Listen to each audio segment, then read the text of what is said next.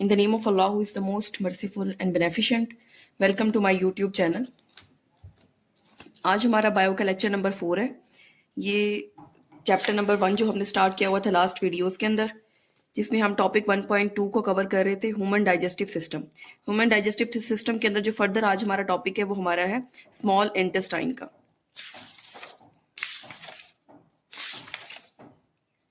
Topic को start करने से पहले हम एक दफ़ा देख लेते हैं कि लास्ट वीडियो में हमने क्या कवर किया था। लास्ट वीडियो के अंदर हमने स्टमक को डील किया था, स्टमक के स्ट्रक्चर को डील किया था, स्टमक के फंक्शंस थे। फिर उसके बाद हम लोगों ने सिक्रीशंस को रीड किया था। उसके बाद देखा था हमने फूड हमारे स्टमक के अंदर कितनी देर तक स्टे करता है। अगर किसी ने लास्ट वीडियो को नहीं देखा है तो एक दफ़ा जाके लास्ट वीडियो देख ले, जिससे हमें कंप्लीट ओरिएंटेशन हो जाएगी, कंप्लीट अंडरस्टैंडिंग होगी स्टमक के बारे में, तो हमें नेक्स्ट टॉपिक को कवर करने के अंदर आसानी होगी। टॉपिक को स्टार्ट करने से पहले एक दफ़ा हम लोग फ्लो शीट देख लेते हैं, जिसमें हमें पता होगा कि फूड की मूवमेंट हमारी कहाँ तक पहुंची है। लास्ट वीडियोस के अंदर हमने ओरल कैविटी को भी कंप्लीट डील किया था, फेरिंग्स के बारे में कंप्लीट हमने डिस्क्रिप्शन देखी थी, एसोफेगस को भी रीड किया था, स्टमक को भी हमने कंप्लीट देख लिया है। आज जो हमारा टॉपिक है वो स्मॉल इंटेस्टाइन का है। फूड हमारी स्मॉल इंटेस्टाइन तक पहुंच गई है। अब हमने देखना है कि हमारी स्मॉल इंटेस्टाइन के अंदर कौन कौन से प्रोसेसेस होते हैं, कौन कौन सी सिक्रीशंस होती है, जिसकी वजह से हमारी डाइजेशन जो है वो पॉसिबल है। ठीक है, तो टॉपिक को स्टार्ट करते हैं। सबसे पहले टॉपिक 4 है small intestine. Small intestine is highly coiled tube and is nearly 7 metre long. Small intestine जो होती है ना वो हाईली कॉइल्ड होती है, मतलब फोल्ड होती है। ठीक है, एक दफा आप इसकी डायग्राम देख लें पेज नंबर 6 के ऊपर। जैसा कि ये ऊपर हमारे पास एसोफेगस आ रहा था, एसोफेगस आगे जाके स्टमक के साथ कनेक्ट हो गया था और स्टमक यहां से आगे पाइलोरिक स्फिंक्टर के थ्रू हमारी स्मॉल इंटेस्टाइन के साथ कनेक्ट हो रहा था। ठीक है, और ये देखें, ये हमारी स्मॉल इंटेस्टाइन है सारी, ये वाली, और लार्ज इंटेस्टाइन ये वाली है। ये जो स्मॉल इंटेस्टाइन है ये सारी हाईली फोल्डेड है। ठीक है, और इसकी जो लेंथ है वो 7 मीटर है, ये 7 मीटर लॉन्ग है। ठीक है, अब हम इसको देखते हैं थ्योरी से।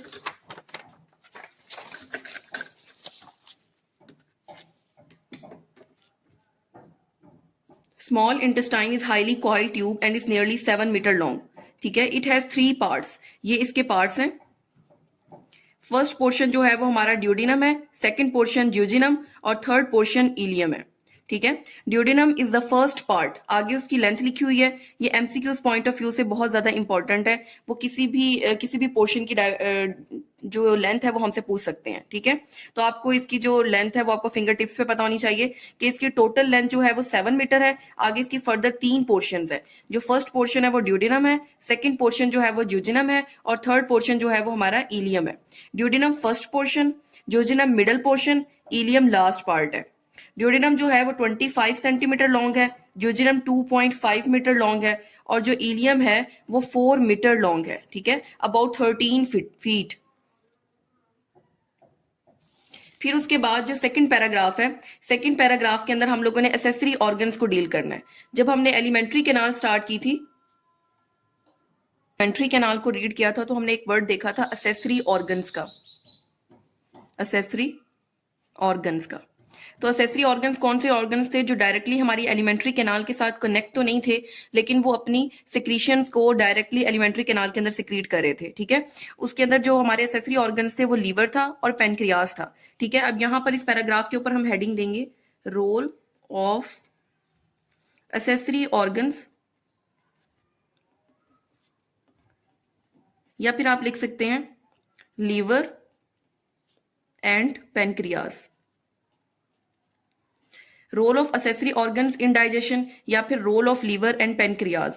ठीक है, तो अब वन बाय वन उन्होंने लीवर के बारे में बताया हुआ है और फिर पेनक्रियाज के बारे में बताया हुआ है कि लीवर कौन सी सिक्रीशन सिक्रीट करता है और पेनक्रियाज कौन सी सिक्रीशन को रिलीज करता है, जिसकी वजह से जो हमारी डाइजेशन है वो इजीली हो जाती है। तो सबसे पहले बताया हुआ है सिक्रीशन ऑफ लीवर। लीवर की जो सिक्रीशन होती है वो बाइल है। ये एक इंपॉर्टेंट एमसीक्यूज है कि लीवर क्या सिक्रीट करता है। तो आपको फिंगर टिप्स पे पता होना चाहिए कि लीवर जो है वो बाइल को सिक्रीट करता है और बाइल जो है वो हमारे ड्यूडेनम के अंदर एंटर होता है थ्रू कॉमन बाइल डक्ट। ठीक है, यहां पर हम लोग देख लेते हैं कि जो हमारे एसेसरी ऑर्गन्स हैं वो डायरेक्टली हमारी एलिमेंट्री कैनाल के साथ बाइंड नहीं होते, ठीक है। वो अपनी सिक्रीशंस जो हैं उसे एलिमेंट्री कैनाल के अंदर रिलीज करते हैं, जिसकी वजह से हमारी डाइजेशन जो है वो इजीली हैपन हो जाती है। तो जो सबसे पहला हमारा सेंसरी ऑर्गन है वो हमारा है लीवर, और लीवर जो है वो बाइल को सिक्रीट करता है। और बाइल लीवर तक कैसे जाता है, लीवर से जो बाइल है वो कैसे हमारी एलिमेंट्री कैनाल के अंदर आता है, कॉमन बाइल डक्ट के थ्रू, कॉमन बाइल डक्ट के थ्रू। लीवर से जो है एक डक्ट आती है हिपैटिक डक्ट, और गाल ब्लैडर से आती है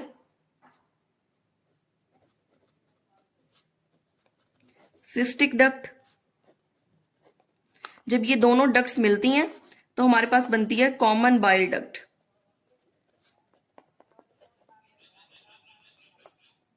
कॉमन बाइल डक्ट, और कॉमन बाइल डक्ट जो है वो हमारी ड्यूडेनम के अंदर आती है। और इस तरह जो हमारा लीवर, जो हमारी लीवर की सिक्रीशन है बाइल, वो हमारी ड्यूडेनम तक पहुंच जाती है। अब हम इसे बुक से देख लेते हैं। The secretion of liver bile enters duodenum through common bile duct. Common bile duct कौन सी डक्ट है, जब हमारी लीवर से हिपैटिक डक्ट और जब हमारी गाल ब्लैडर से सिस्टिक डक्ट मिलती हैं, जब ये दोनों डक्ट्स मिलती हैं तो हमारे पास एक डक्ट बनती है जिसे हम कहते हैं कॉमन बाइल डक्ट।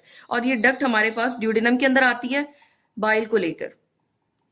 अब उन्होंने कंपोजिशन ऑफ बाइल बताई हुई है कि बाइल जो है वो, बाइल के पास ऐसे साल्ट्स होते हैं जो ब्रेक डाउन कर देते हैं लार्ज फैट के मॉलिक्यूल्स को छोटे छोटे ड्रॉपलेट्स के अंदर। It contain salt which break large fat into small droplet.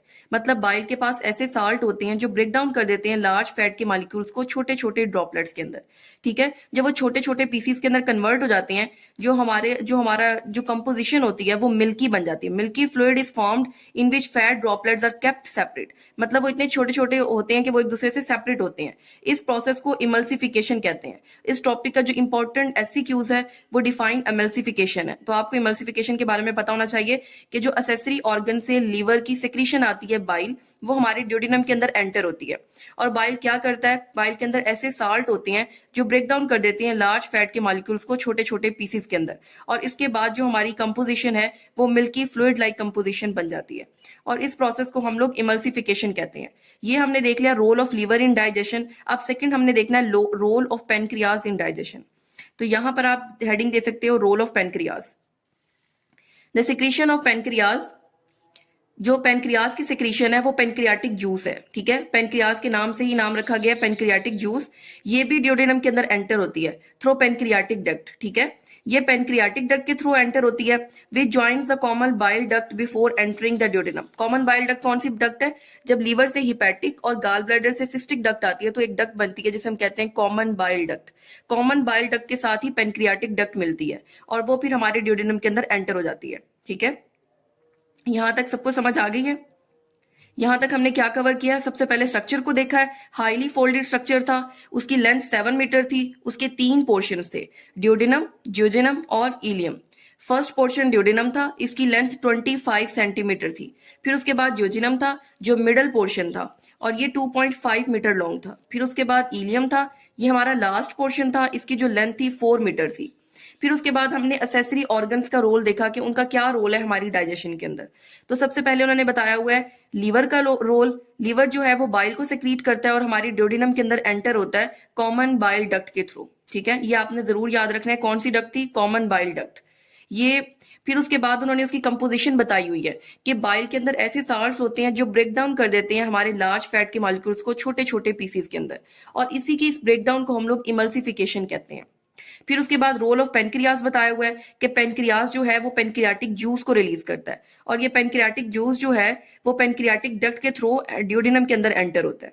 फिर उसके बाद जो सेकंड पैराग्राफ है, अब यहां पर कंपोजिशन ऑफ पेनक्रियाटिक जूस बताई हुई है, ठीक है। यहां पर आप हेडिंग दे सकते हैं कंपोजिशन ऑफ पेनक्रियाटिक जूस, ठीक है। पेनक्रियाटिक जूस के अंदर 4 चीजें होती हैं। एक ट्रिप्सिन होता है, दूसरा पेनक्रियाटिक अमाइलेज होता है, तीसरा लाइपेज होता है और चौथा जो है वो सोडियम बाइकार्बोनेट है। अब इन चारों चीजों की अपने अपने फंक्शंस हैं, ठीक है। 4 चीजें क्या प्रेजेंट होती हैं,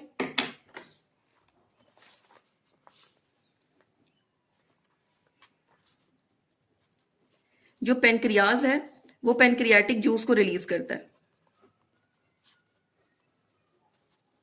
पेनक्रियाटिक जूस के अंदर 4 चीजें होती हैं। ट्रिप्सिन होता है, पेनक्रियाटिक अमाइलेज होता है,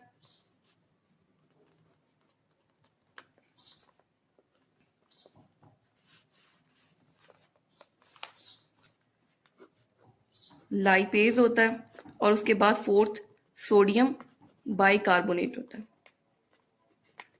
जो ट्रिप्सिन है वो प्रोटीन की ब्रेक डाउन करवा देता है। ठीक है, हमें पता है कि हमारा जो फूड है उसके अंदर बड़े बड़े कॉम्प्लेक्स मॉलिक्यूल्स होते हैं, प्रोटीन प्रेजेंट होता है, कार्बोहाइड्रेट प्रेजेंट होते हैं और लिपिड्स प्रेजेंट होते हैं। तो ठीक है, जो ट्रिप्सिन है वो प्रोटीन की ब्रेक डाउन करवा देगा, प्रोटीन को छोटे छोटे पीसीस के अंदर कन्वर्ट करवा देगा। उसके बाद जो अमाइलेज है वो कार्बोहाइड्रेट की ब्रेक डाउन करवा देगा, कार्बोहाइड्रेट्स की ब्रेक डाउन करवाएगा। और जो लाइपेज है वो लिपिड की ब्रेक डाउन करवा देगा, उसे छोटे छोटे पीसीज में कन्वर्ट कर देगा, ग्लाइसरोल और फैटी एसिड के अंदर कन्वर्ट कर देगा लिपिड्स को। और सोडियम बाइकार्बोनेट जो है वो न्यूट्रलाइज कर देता है। ठीक है, हमने पढ़ा था कि जो हमारा स्टमक है, स्टमक के अंदर काइम की फॉर्मेशन हुई थी, काइम की।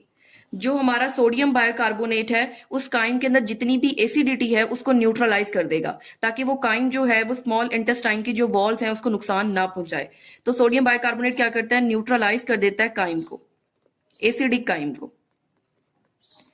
यहां तक सबको समझ आ गई है? ये एक इंपॉर्टेंट एससीक्यूज बन सकता है। ठीक है, आपको पता होना चाहिए कि पेनक्रियाज की जो सिक्रीशन, पेनक्रियाज बेसिकली एक एसेसरी ऑर्गन है, ये पेनक्रियाटिक जूस को सेक्रेट करता है। इसके अंदर 4 चीजें प्रेजेंट होती हैं, एक ट्रिप्सिन प्रेजेंट होता है,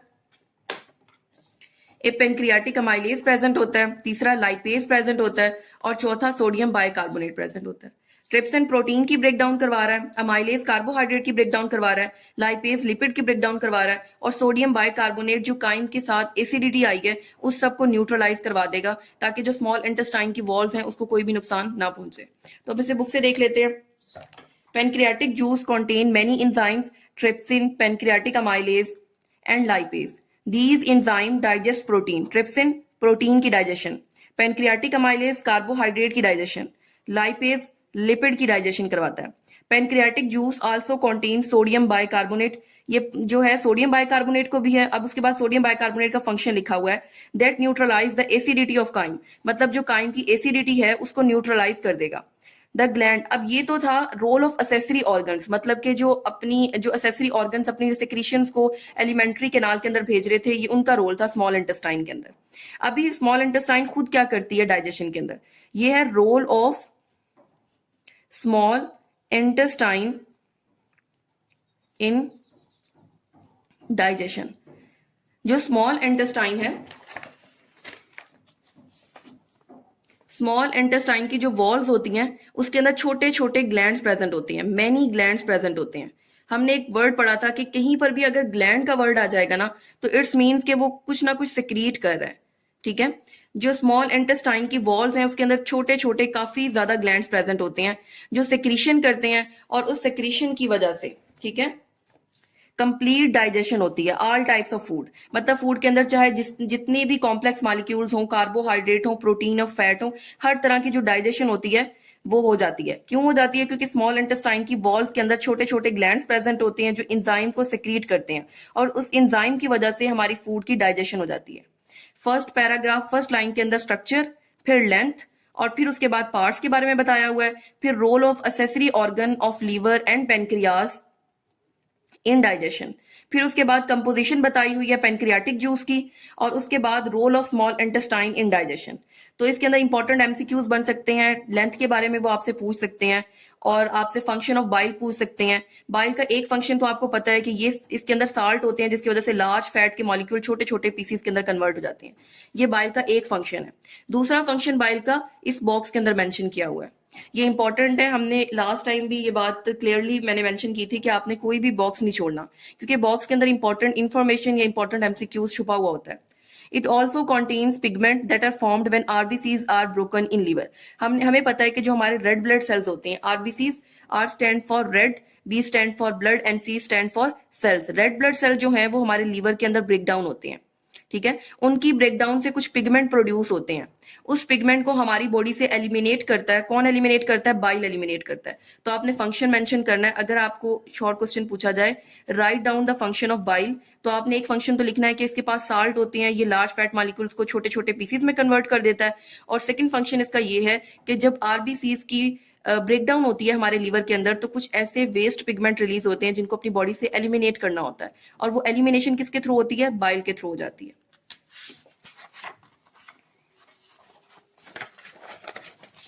उसके बाद हमने रीड करना है आज नेक्स्ट टॉपिक है हमारा absorption of food. Absorption of food after the complete digestion of food the end products in example amino acid, simple sugars, glycerol and fatty acid etcetera move from alimentary canal into the circulatory system. एक दफा यहां पर pause लें। सबसे पहले हम यहां से देखते हैं, हमें पता है कि हमारा जो फूड मॉलिक्यूल है, फूड मॉलिक्यूल जो कि ऑब्वियसली एक कॉम्प्लेक्स मॉलिक्यूल है, ठीक है, मतलब बड़ा मॉलिक्यूल है। तो इसके अंदर प्रोटीन प्रेजेंट होते हैं, कार्बोहाइड्रेट्स प्रेजेंट होते हैं और फैट्स प्रेजेंट होते हैं। जब प्रोटीन की ब्रेकडाउन होती है तो हमारे पास क्या प्रोड्यूस होते हैं? अमाइनो एसिड प्रोड्यूस होते हैं, अमाइनो एसिड। और कार्बोहाइड्रेट्स की ब्रेकडाउन से हमारे पास सिंपल शुगर्स आते हैं, सिंपल शुगर। और फैट की ब्रेकडाउन से हमारे पास ग्लाइसरोल आता है और फैटी एसिड, ठीक है। जब एक फूड के मॉलिक्यूल की ब्रेकडाउन होती है तो हमारे पास एंड प्रोडक्ट में अमाइनो एसिड आते हैं, सिंपल शुगर आते हैं, ग्लाइसरोल और फैटी एसिड आते हैं, ठीक है। और इसी फर्स्ट लाइन के अंदर भी उन्होंने इसी चीज को मेंशन किया हुआ है कि जब फूड की कंप्लीट डाइजेशन हो जाती है तो एंड प्रोडक्ट हमारे पास कौन कौन से रिलीज होते हैं? प्रोटीन की ब्रेकडाउन से अमाइनो एसिड रिलीज हो जाते हैं, कार्बोहाइड्रेट की ब्रेकडाउन से सिंपल शुगर प्रोड्यूस होते हैं, और फैट्स की ब्रेकडाउन से ग्लाइसरोल और फैटी एसिड प्रोड्यूस होते हैं। अब ये जो है एंड प्रोडक्ट प्रोड्यूस हो गए, अब इन्होंने कहाँ जाना है? हमारी एलिमेंट्री कैनाल से हमारे सर्कुलेटरी सिस्टम के अंदर जाना है। सर्कुलेटरी सिस्टम कौन सा सिस्टम है? मतलब कि इन्होंने हमारी ब्लड के अंदर जाना है, ठीक है। कंप्लीट डाइजेशन जब फूड की हो जाएगी, जब हमारे एंड प्रोडक्ट्स बन जाएंगे, तो उन्होंने कहाँ पे जाना है? एलिमेंट्री कैनाल से होते हुए हमारे सर्कुलेटरी सिस्टम के अंदर चले जाना है। जब वो हमारे सर्कुलेटरी सिस्टम के अंदर चले जाएंगे तो इस प्रोसेस को हम लोग एब्जॉर्प्शन कहते हैं। फर्स्ट लेक्चर में हम लोगों ने एब्जॉर्प्शन की डेफिनेशन यही पढ़ी थी ना, कि जब एलिमेंट्री कैनाल से हमारा जो भी न्यूट्रिएंट्स हैं, जो हमारे simple sugar, amino acid, glycerol, fatty acid हमारे ब्लड के अंदर जब एब्जॉर्ब हो जाते हैं तो उसी प्रोसेस को हम लोग एब्जॉर्प्शन ऑफ फूड कहते हैं। अब एब्जॉर्प्शन होती कैसे है? मतलब हम ये कैसे कहें कि हमारी बॉडी के अंदर से जो फूड था, मतलब वो सिंपल पीसीज, ये तो समझ आ रही है कि सिंपल पीसीज में कन्वर्ट हो गए, अब वो कैसे हमारे ब्लड के अंदर जा रहे हैं? तो ये आगे उन्होंने रीजन बताया हुआ है कि जो हमारी inner walls of small intestine होती हैं वो हाईली फोल्डेड होती हैं, ठीक है। जो भी चीज फोल्डेड होती है ना, जब हम उसे ओपन करते हैं, जब ऐसे चीजें फोल्डेड है, जब हम उसे ओपन करेंगे तो उसका सरफेस एरिया बहुत ज्यादा इंक्रीज हो जाता है। तो स्मॉल इंटेस्टाइन की जो वॉल्स होती हैं उसमें भी काफी ज्यादा फोल्डिंग्स होती हैं। मोर ओवर, इसके अलावा इन फोल्ड्स के साथ काफी फिंगर लाइक प्रोजेक्शंस होती हैं, ठीक है। फिंगर लाइक छोटी छोटी प्रोजेक्शंस होती हैं जिसको हम लोग विलाई बोलते हैं, ठीक है। इस हाईली फोल्डिंग स्ट्रक्चर की वजह से और इस विलाई की वजह से जो स्मॉल इंटेस्टाइन का सरफेस एरिया वो इतना ज्यादा इंक्रीज हो जाता है कि एब्जॉर्प्शन जो होती है फूड की इजीली हो जाती है और एब्जॉर्प्शन ऑफ फूड ज्यादा जल्दी होती है। अब क्या पढ़ा यहां तक हम लोगों ने? पहले हमने देखा कि एंड प्रोडक्ट हमारे पास प्रोड्यूस हुए और ये एंड प्रोडक्ट हमारी एलिमेंट्री कैनाल से होते हुए हमारे ब्लड के अंदर चले गए। कैसे चले गए? कि स्मॉल इंटेस्टाइन की जो वॉल्स थी वो हाईली फोल्डेड थी और उसके अलावा साथ में छोटे छोटे विलाई, फिंगर लाइक प्रोजेक्शन थी, फिंगर लाइक प्रोजेक्शन जिसको हमने विलाई का नाम दिया। ये नेक्स्ट पेज पे आप देखें, पेज नंबर 7 के ऊपर इसका स्ट्रक्चर बना हुआ है। ये फिंगर लाइक जो प्रोजेक्शन है इसको हम लोग विलाई कहते हैं, ठीक है। जब हमारे पास फोल्डिंग स्ट्रक्चर, फोल्डेड स्ट्रक्चर और विलाई जब मिलते हैं तो ये जब दोनों चीजें ओपन होती हैं तो सरफेस एरिया बहुत ज्यादा इंक्रीज हो जाता है। सरफेस एरिया इतना ज्यादा इंक्रीज हो जाता है कि एब्जॉर्प्शन ऑफ फूड इजीली हो जाती है, एब्जॉर्प्शन ऑफ फूड इजीली हो जाती है। फिर उसके बाद लिखा हुआ है कि फूड के molecules absorb through the surface through diffusion and active transport. Food के जो मॉलिक्यूल्स होते हैं वो डिफ्यूजन और एक्टिव ट्रांसपोर्ट का मैकेनिज्म यूज करते हुए एब्जॉर्ब हो जाते हैं। अब उन्होंने बताया हुआ है कि विलस की जो वॉल होती है वो कैसे क्रॉस करके ब्लड के अंदर एंटर हो जाते हैं। जो विलस की वॉल होती है ना वो बहुत ज्यादा थिन होती है, मतलब बहुत ज्यादा पतली होती है। सिर्फ वन लेयर होती है सेल्स की, इतनी बारीक होती है कि जो भी न्यूट्रिएंट्स होते हैं वो इजीली हमारे ब्लड के अंदर एंटर हो जाते हैं। अब इनसाइड द विलाइस, अब इन्होंने इनसाइड बताया हुआ है कि इनसाइड क्या प्रोसेसेस हो रहे हैं। यहां तक उन्होंने हमें सबसे पहले बताया कि कौन से प्रोडक्ट हमारे पास प्रोड्यूस हो रहे थे और उनका बेसिक पर्पस क्या था, उन्होंने पहुंचना कहाँ था, उनकी फाइनल डेस्टिनेशन क्या थी। एलिमेंट्री कैनाल से होते हुए उन्होंने सर्कुलेटरी सिस्टम में जाना था, ये उन्होंने बता दिया इसकी डेस्टिनेशन। फिर उसके बाद उन्होंने अब स्मॉल इंटेस्टाइन की वॉल का स्ट्रक्चर बता रही हैं कि कैसे एब्जॉर्प्शन इजीली हो रही है, कि उनकी वॉल जो है वो हाईली फोल्डेड है, उनके अंदर फिंगर लाइक प्रोजेक्शन है जिसका नाम विलाई है। ये सरफेस एरिया को इतना इंक्रीज कर देती हैं जिसकी वजह से एब्जॉर्प्शन ऑफ फूड इजीली हो जाती है। फूड एब्जॉर्ब किस मैकेनिज्म के थ्रू होती हैं? डिफ्यूजन और एक्टिव ट्रांसपोर्ट। ये आपसे एमसीक्यूज में पूछा जा सकता है कि कौन से प्रोसेसेस को यूज करके फूड के मॉलिक्यूल्स एब्जॉर्ब होते हैं। तो फर्स्ट मैकेनिज्म है डिफ्यूजन और दूसरा है एक्टिव ट्रांसपोर्ट। अब उन्होंने the wall of villus is made up of single layer of cell. जो विलस की वॉल है वो इतनी ज्यादा थिन होती है कि जो न्यूट्रिएंट्स होते हैं वो हमारे इजीली क्रॉस करके हमारे ब्लड के अंदर एंटर हो जाते हैं। ठीक है, सिर्फ सिंगल लेयर ऑफ सेल्स है, सिर्फ वन लेयर है, इसीलिए न्यूट्रिएंट्स जो है वो हमारे ब्लड के अंदर चले जाते हैं। जब हमारे न्यूट्रिएंट्स ब्लड के पास पहुंच जाते हैं तो इसी प्रोसेस को हम लोग एब्जॉर्प्शन कहते हैं। ठीक है, अब इनसाइड द विलस, अब हमने देखना है कि हमारे विलस के अंदर क्या हो रहा है, विलस के अंदर कौन से प्रोसेसेस हो रहे हैं। जो हमारे न्यूट्रिएंट्स हैं उनके पास दो रास्ते होते हैं, या तो वो हमारी ब्लड कैपिलरीज के पास चले जाते हैं या फिर हमारे लैक्टिकल के पास चले जाते हैं। न्यूट्रिएंट्स के पास कौन से दो रास्ते हैं, या तो वो ब्लड कैपिलरीज के पास जाएंगे या फिर लैक्टिकल के पास जाएंगे। जो ये नेक्स्ट पैराग्राफ है ये बहुत ज्यादा इंपॉर्टेंट भी है और थोड़ा सा कंसेप्चुअल भी है। तो पहले हम इसको देखते हैं। The glycerol and fatty acid जो कहां से प्रोड्यूस हुए हैं, ये दोनों चीजें हमारे पास आई हैं फैट्स की ब्रेकडाउन से। Glycerol and fatty acid present in small intestine enter the lacteal of villi. ये जो फैट्स और फैटी एसिड और ग्लाइसरोल हैं ये हमारी लैक्टियल के पास जाएंगे, और लैक्टियल जब छोटे छोटे लैक्टियल मिलेंगे तो वो मेन लिम्फ वेसल बना देंगे। और ये जो मेन लिम्फ वेसल है ये कहां पर जाके अपने आप को एम्पटी करेगी? नियर द हार्ट जो ब्लड वेसल है वहां पर जाके खुद को एम्पटी कर देगी। फिर उसके बाद है अमाइनो एसिड जो प्रोड्यूस होते हैं प्रोटीन की ब्रेकडाउन से, और सिंपल शुगर्स जो प्रोड्यूस होते हैं कार्बोहाइड्रेट की ब्रेकडाउन से। ये हमारी ब्लड कैपिलरीज के अंदर एंटर होते हैं। जब ब्लड कैपिलरीज ज्वाइन करती हैं तो फिर वो बनाती हैं हिपैटिक पोर्टल वेन। और हिपैटिक पोर्टल वेन का क्या फंक्शन होता है? ये हमारी अमाइनो एसिड को लेके हमारे लीवर के पास जाती है। फिर लीवर से हमारे पास एक हिपैटिक वेन निकलती है। वो हिपैटिक वेन जो है न्यूट्रिएंट्स को हार्ट के पास लेके जाती है, और हार्ट से वो हमारी एओर्टा के पास जाते हैं, और एओर्टा से वो हमारी पूरी बॉडी के अंदर ट्रांसपोर्ट होते हैं। तो इस पैराग्राफ का हम एक फ्लो शीट बना लेते हैं जिससे आपको क्लियर अंडरस्टैंडिंग होगी कि हमारे कौन से न्यूट्रिएंट्स जो हैं वो कौन से पोर्शन में जाके खुद को ड्रेन करते हैं।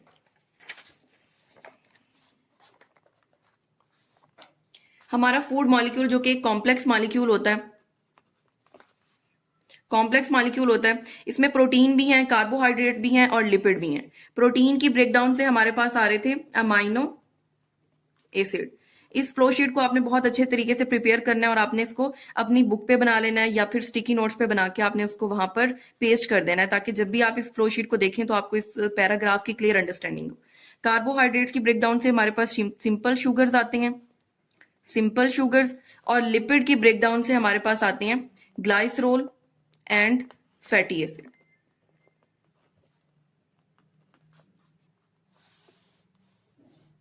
जो ग्लाइसरोल और फैटी एसिड है ये कहां पर जाएंगे? ये हमारे लैक्टियल के पास चले जाएंगे। लैक्टियल के पास, लैक्टियल जब ज्वाइन होंगे, सपोज 5 या 10 लैक्टियल ज्वाइन होते हैं, जब ये ज्वाइन हो जाएंगे तो फिर हमारे पास बनेगी मेन लिम्फ वेसल। ये जो मेन लिम्फ वेसल है ये खुद को ड्रेन करेगी। कहां पर ड्रेन करेगी? नियर द हार्ट जो ब्लड वेसल है, नियर द हार्ट एक ब्लड वेसल है उसके अंदर जाके खुद को ड्रेन कर देगी। ठीक है, यहां तक आपको लिपिड के बारे में समझ आ गया होगा कि जो लिपिड की ब्रेकडाउन से ग्लाइसरोल और फैटी एसिड प्रोड्यूस होते हैं वो खुद को लैक्टियल के अंदर ड्रेन करते हैं। और जब लैक्टियल ज्वाइन होते हैं तो हमारे पास मेन लिम्फ वेसल बनती है, और ये खुद को कहां पर ड्रेन करती है? हार्ट के नियर जो ब्लड वेसल है उसके अंदर खुद को ड्रेन करती है। अब हमारे पास दो न्यूट्रिएंट्स रह गए हैं, प्रोटीन और कार्बोहाइड्रेट की ब्रेकडाउन से जो अमाइनो एसिड और शुगर्स प्रोड्यूस हुए थे, ये दोनों खुद को ब्लड कैपिलरीज के अंदर ड्रेन करते हैं। ब्लड कैपिलरीज के अंदर ड्रेन कर देंगे। ये जो ब्लड कैपिलरीज हैं एक दूसरे के साथ ज्वाइन होंगी तो फिर हमारे पास बना देंगी hepatic portal vein. Hepatic portal vein जो है ये 5 वेन से मिलके बनी होती है। ठीक है, 5 वेन से मिलकर बनी होती है। हिपैटिक पोर्टल वेन जो है वो शुगर को लेके, शुगर अमाइनो एसिड को लेके हमारे लीवर के पास जाएगी, ठीक है। और लीवर से हमारे पास एक निकलती है हिपैटिक वेन। हिपैटिक वेन जो है वो न्यूट्रिएंट्स को लेके हमारे हार्ट के पास जाएगी, और हार्ट से वो हमारे एओर्टा के पास जाएगी, और एओर्टा से सारे न्यूट्रिएंट्स हमारी फुल बॉडी के अंदर ट्रांसपोर्ट हो जाएंगे, फुल बॉडी के अंदर ट्रांसपोर्ट होंगे, ठीक है। एक दफा हम उसे बुक से कंपेयर कर लेते हैं। ये फर्स्ट लाइन में मेंशन है ग्लाइसरोल एंड फैटी एसिड जो प्रेजेंट थे, ग्लाइसरोल एंड फैटी एसिड जो कहां पर एंटर होंगे, लैक्टियल ऑफ विलाई के अंदर, लैक्टियल ऑफ विलाई के अंदर।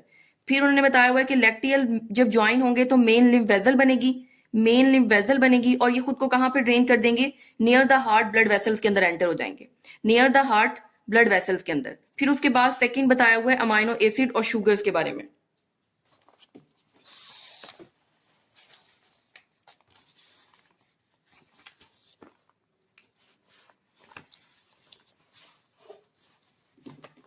इसको थोड़ा सा हम एडजस्ट कर लेते हैं। Amino acid and simple sugar enter the blood vessel of villi.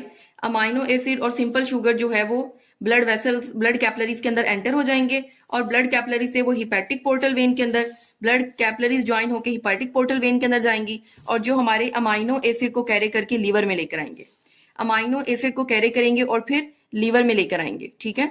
और लीवर से जो हमारी हिपैटिक वेन निकलेगी वो हमारे हार्ट के पास जाएगी, लीवर से हमारी हिपैटिक वेन जो है वो न्यूट्रिएंट्स को लेके हमारे हार्ट के पास जाएगी, और हार्ट से वो हमारी फुल बॉडी के अंदर ट्रांसपोर्ट हो जाएगी, ठीक है। यहां तक हमारा ये टॉपिक क्लियर होता है। इस टॉपिक के स्टार्ट हम लोगों ने स्मॉल इंटेस्टाइन से किया था।